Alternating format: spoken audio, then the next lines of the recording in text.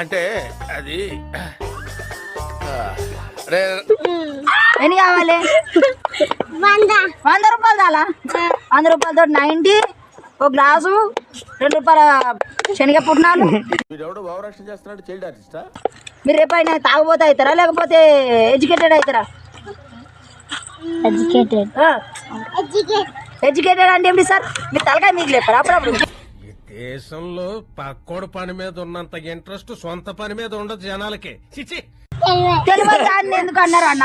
Educated అంటే మినపప్పు, కొత్తిమీర, పిచ్చోళ్ళ గురించి వెంటనే కానీ లైవ్ లో ఇదే చూడటం. కారం, ఉప్పు, నూనె ఇవన్నీ ఉంటాయి. మీకు ఏది కావాలి? ఎడ్యుకేటెడా తాగబోతా? తాగబోతా.